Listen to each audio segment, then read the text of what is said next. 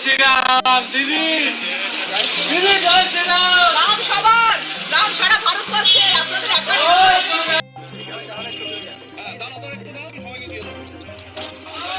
তারা জানেন আমি টিএমসি করি, আমি জয় বাংলা। আমি তাদের সাথে বললাম যে জয় শ্রীরাম সকলের জন্য, সারা ভারতবর্ষের জন্য রাম রয়েছে, রাম শুধুমাত্র বিজেপির জন্য নয়।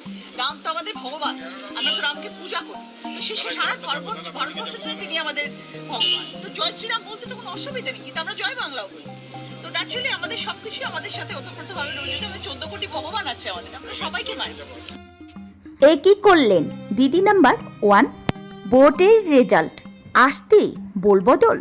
দিদি তো হেরে বুথ, আর রচনা ব্যানার্জি মাতলেন বিজেপির কর্মীদের সাথে সেলফি তোলার কাছে। হুগলিতে কি তবে নতুন সমীকরণ? দেখুন রচনা ব্যানার্জির সেই ভাইরাল পাগলামি। তৃণমূলের টিকিট জিতেও হঠাৎ করে কেন গেরুয়া শিবিরে মিশে গেলেন রচনা? ভাইরাল ভিডিওতে দেখা যাচ্ছে বিজেপি সমর্থকরা যখন উল্লাসে মত্ত, ঠিক তখনই হাসি মুখে তাদের আবদার মেটাচ্ছেন রচনা ব্যানার্জি। নেটিজেনরা বলছেন রাজনীতিতে কি তবে নতুন সৌজন্য পাঠ দিচ্ছেন তিনি, নাকি এর পেছনে রয়েছে গভীর কোনো এক ইঙ্গিত? দিদির মমতার এক নিষ্ঠ সৈনিক হওয়ার পরও রচনার এই আচরণ সোশ্যাল মিডিয়াতে বইছে ট্রোলের জ্বর। কেউ বলছে এটা রচনার উদারতা, আবার কেউ বলছে দিদির হার তিনি মেনে নিতে পারছেন না।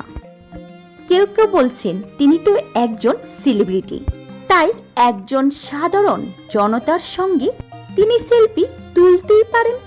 তবে এখানেই শেষ নয়। রচনা বলে, কখনো বলি না যে জয় শ্রীরাম বললে সেটা পাপ, বা জয় বাংলা বললে সেটা পাপ, কখনো নয়। আমাদের কাছে সব আমরা সালাম আলাইকুম বলি, আমরা জয় জোহার বলি, আমরা নমস্কার বলি, আমরা নমস্তে বলি। রাম আমাদেরও ভগবান।